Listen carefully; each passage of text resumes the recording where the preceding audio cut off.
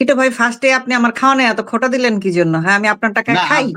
জীবনে আমি আপনি তো আমাকে খাই, ৫ টাকার কিছু আপনি নিজের খোটা খাওয়াইছেন? হিসেবে নিতেছেন কেন? আপনি কোন যে আপনিও খান নাকি ফরিদ ভাই? অবশ্যই, না, অবশ্যই, অবশ্যই। আমি একটা টিটু থাক ওই এই যে বললাম না। অবজেকশন মিলর্ড, ৫ টাকা খাওয়াবো কে? আপনার হে মিনিমাম তো $5 খাওয়াবে, হে 5 টাকা খাওয়াবো কে আপনার? নাউজুবিল্লাহ। ওটারই আমরা টাকা বলি। আপনার মতো গরিব নাকি? আপনার মতো জামালপুরে মিসকিন যে ৫ টাকা হিসাব করবো আমরা? আমরা ডলার কি এখন টাকা বলি? আই মিন পাউন্ড কি এখন টাকা বলি? তো যেটা বলতেছিলাম, এই ডলার পাউন্ডের কথা দিয়ে শুরু করি। সেটা হচ্ছে এই যে ফরিদ ভাইয়ের কথা আমি টুকলাম না। ওখানে বলতেছিলেন যে জাইমা বলছে যে জামাত নিয়ন্ত্রিত ইউনূস সরকার, সরাসরি বলতে পারতেছে না জামাতের সরকার। আচ্ছা, এই জামাত শিবির ২০০১ থেকে ৬ সাল পর্যন্ত বিএনপির সাথে জোট বেঁধে বাংলাদেশ সরকারে ছিল। তো এখন আজকা তারা ২ মায়ের পেটের আপন ভাই, এখন সৎ ভাই টাইপ আচরণ করতেছে কেন বিএনপি? সমস্যা কি তাদের? বাকবন্টক ঠিক মতো হচ্ছে না? এখন ম্যাম, ভাই যতটা সুধীর ভাই, ভাই সুধীর ভাই হয়ে গেছে। না, সম্পত্তির ভাগাভাগি হইলে বাপ্পুতে কালাকালি হয় সেটা আমরা জানি, কিন্তু এই ২ ভাই এখন যাদেরকে আমরা সারা জীবন দেখে আসছি, কারণ বিএনপির কোলে চড়ে এই আমাদের যে মাগুরগিয়া, মহান ছকিদ মাগুরগিয়া, সে এই গোয়াজমকে বাংলাদেশে এনে নাগরিকত্ব দিয়ে জামাতের রাজনীতি স্ট্যাবলিশ করছিল। তাইলে আজকে তার নাতি হয়ে সে কিভাবে বলে যে জামাত নিয়ন্ত্রিত ইউনূস সরকার? এটা কেন সে বলবে? সে বলবে যে আমাদেরই আরেক ভাই এই সরকারটা চালাচ্ছে। এরপরে কয়দিন পরে আমাদের হাতে দেওয়ার কথা, কিন্তু এখন দিচ্ছে না বলে আমরা দেশে ফিরতেছি। এই যে বললেন যে জামাত শিবির বাংলাদেশকে অস্থিতিশীল করবে কি না, জামাত শিবির কখনো বাংলাদেশ চায় নাই। সে ৭১ সাল থেকে তারা বাংলাদেশ বিরোধিতা করেছে। এটা আপনি কোট আনকোট যেটাই করেন, শাওয়াহাদির ভাষায় বললাম, ৭১ কে মুখোমুখি করার জন্যই ২৪ ঘটানো হইছে। এবং আমাদের ব্যারিস্টার আরমান যে নাকি ৮ বছর ওই আয়না ঘরে বন্দি ছিল, চুমাচারটি জড়াজাপটি করলো দেখলাম বিদেশি সাংবাদিকের সাথে। তো সে নিজে বলছে আমার বাবা বাংলাদেশের বিরোধী ছিলেন, বাট যুদ্ধাপরাধী ছিলেন না। এটার মানে হইল সানি লিওনও ভার্জিন। বুঝতে পারছেন? আমি আর কোন এক্সাম্পল দিলাম না, আমি তো বেশি খারাপ কথা বলি। তো আমি আজকে একটু ভদ্র হয়ে গেলাম, কারণ খারাপ কথা বলেন নাকি আপনি? না না না, আজকে আমাদের বড় ভাইয়া এই যে দেখেন সান্তা ক্লজের গ্রিন ড্রেস লাল লিপস্টিক, ভাইয়া দেশে যাচ্ছে, সেটা আমি সেলিব্রেট করতেছি, মিষ্টি মুখ করতেছি। ও এতক্ষণে বুঝলাম লাল লিপস্টিকের সামনে জড়ি। এই জন্যই বলি পড়াশোনা করেন, এই জন্যই বলি পড়াশোনা করেন। পড়াশোনা তো করবেন না, পড়াশোনা না করে চলে আসবেন আমাদের সাথে ঝগড়া করতে। হ্যাঁ, চুপ থাকো, বাড়ি কই গোপালী? এই যে জামাত শিবির যে অস্থিতিশীল করবে আপনারা বলতেছেন, তারা করেন নাই কোন দিন? এই বিএনপির পাশে বসে, একসাথে বসে, পাশাপাশি চেয়ারে বসে তারা আমাদের এতদিন যন্ত্রণা দিছে। আওয়ামী লীগ আমলের পুরাটা সময় যে ১৩ থেকে ১৫ পর্যন্ত যে জ্বালাও পোড়াও যে সন্ত্রাসটা তারা করলো, ২৪-এর ইলেকশনে যে করলো, এটা বিএনপি জামাত শিবির দুইজন হাতে হাত কাঁধে কাঁধ রেখে একসাথে কাজ করছে। আজকে জামাত শিবির যখন পুরা স্টেট ১৬ মাস ধরে নাচায় বেড়াচ্ছে, আমাদের ট্রাক জিয়ার মনে হইছে অনেক হইছে, এখন আমার গিয়ে হাল ধরা উচিত। কিন্তু সে বুঝতে পারে নাই হাল তার হাতে আর নাই।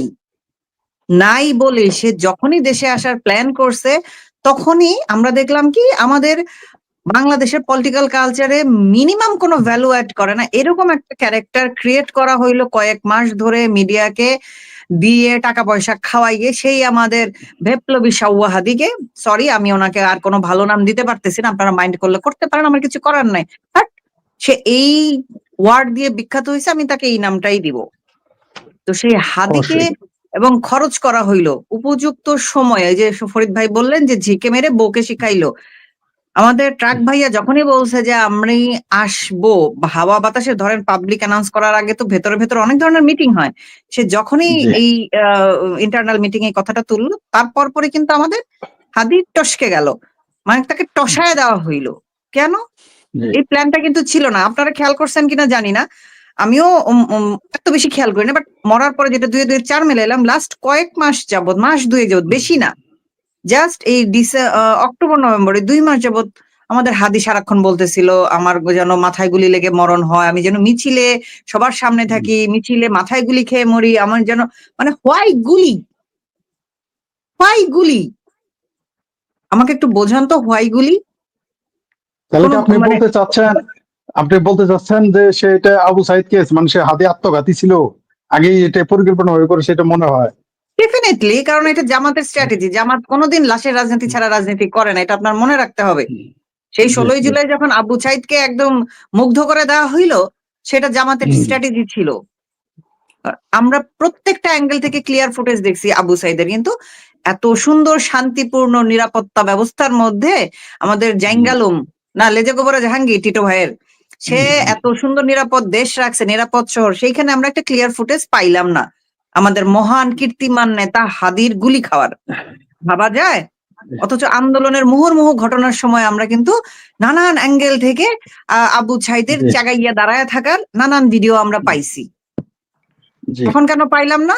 এটা যদি আপনি যদি মানে না বুঝেন যে এটা তাদের স্টেজ করা জিনিস, তাহলে তো মানে এই ফরিদ ভাই আপনি এখনো শিশু, আপনাকে ফিডার দিয়ে বসায় রাখা উচিত।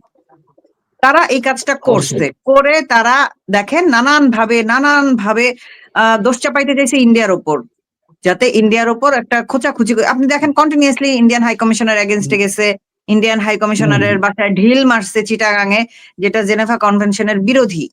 ইন্ডিয়া ওই মুহূর্তে যদি আমাদের এগেনস্টে যুদ্ধ ঘোষণা করে দিত, বাংলাদেশের কিছু করার ছিল না। এটা ইন্টারন্যাশনাল ল। জি, কিন্তু তারপরও ইন্ডিয়া কিন্তু কিছু বলে নাই, ইন্ডিয়া কিছুই বলে নাই। এত ধৈর্যশীল কেন ইন্ডিয়া বসে আছে আমি জানি না, সেটা অন্য আলাপ, আমরা ওই সাইডে না যাই। যেটা বলতেছিলাম, জামাত যে কাজটা কন্টিনিউয়াসলি করে যাচ্ছে, এবং আজকে এই যে ভাইয়া আসবে, আশাটাকে নানান ভাবে ঠেকানোর জন্য কত কিছু করছে। দেখেন এখন পর্যন্ত এভার কেয়ার থেকে বেগম খালেদা জিয়ার কোনো ধরনের কোনো হেলথ আপডেট পাওয়া যাচ্ছে না। কিছু লিখিত বাণী আমরা পাই, যেটা সবাই দেয়। আমাদের এই যে 16 মাস ধরে রাষ্ট্রপতি উনিও দিচ্ছেন গত 16 মাস ধরে রেগুলার। তো ওনার আর খালেদা জিয়ার মধ্যে পার্থক্যটা কই? আমরা ওনাকেও লাইভে দেখতে পাই না, খালেদা জিয়াকেও দেখতে পাই না। কারণ ওনার বিবৃতি আসে শুধু, এবং খালেদা জিয়ার কোনো ভয়েসও আমরা শুনতে পাই না। উনি যদি ওনার পুত্রবধূকে কানে কানে বলছে যে আমি বাংলাদেশেই চিকিৎসা নিতে চাই, আমার পুত্র আসতেছে, আমি খুশি হয়ে গেছি, আজকে এই নিউজ দেখলাম, বাট ওনার লাইভ কোনো বক্তব্য আমরা দেখতে পাচ্ছি না। এবং বিএনপি নেতাকর্মী এটা নিয়ে কোনো হেডেকও নাই। প্রায় একটা মাস ধরে একটা মানুষ ভেন্টিলেশনে আছে। ভাবা যায় টিটো ভাই, বলেন তো? আমি এরকম উদ্ভট কেস কোনোদিন দেখি নাই। যাই হোক, আমাদের তারুণ্যের অহংকার, 61 বছরের তরুণ আজকে দেশে ফিরবেন। ওনারা সেটাকে বলতেছেন যে কি স্বদেশ প্রত্যাবর্তন। যে দেশে মুচলেকা দিয়া গেছে যে আমি আর জীবনে বাংলাদেশের রাজনীতিতে নাক গলাবো না। আমাদের এই মহান আপুসীন নেত্রীর একটা ভিডিও আছে, সে বলতেছে তোমরা ওকে বিদেশ যেতে দাও, ওকে বাঁচতে দাও, নাহলে ও মরে যাবে, ও ট্রিটমেন্ট দরকার, আর কোনোদিন বাংলাদেশের রাজনীতি নিয়ে কথা বলবে না। এইরকম একটা ভিডিও আমার টাইমলাইনে আপলোড দেওয়া আছে। জি, জি, আজকে সত্য। সেই নেতা ফিরতেছে, চোর ফিরতেছে একটা।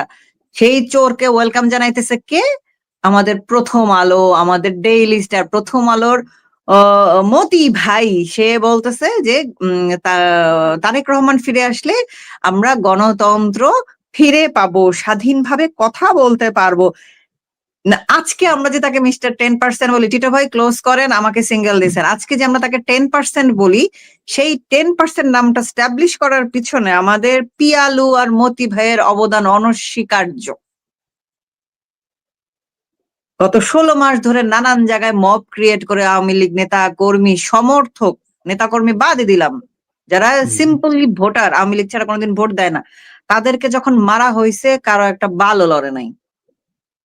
আজকে প্রথম আলো ডেইলি স্টার পুরানো হয়েছে, এবং সেটা থেকে আপনাদের চোখ অন্যভাবে সরানোর জন্য আমার শহরে বলতে খুবই খারাপ লাগে, আমার ফৈন্নিচোদা এলাকায় ময়মনসিংহ হালুকায় দীপু চন্দ্র দাসকে জ্যান্ত পোড়ায় মারা হয়েছে। এবং আমাদের বাটপার ফটো শকিদুল সেইটা বলছে শেখ হাসিনার দোষ। ক্যাসে পুছো? কারণ মানুষের ক্ষোভ ছিল, মানুষের ক্ষোভ থেকে এই পোড়াপুরির ঘটনা ঘটছে। সিরিয়াসলি, এই লোক আবার গাজায় নিহত মুসলিমদের জন্য কান্দাকাটি করে, গলায় একটা কেফায়া জড়ায়। আমি আমি আমি আমি আসলে মানে 96 ঘন্টা যাবত আমি নিউজের বাইরে। আসলে এই মাদার ফাকার এই কথাটা বলেছে?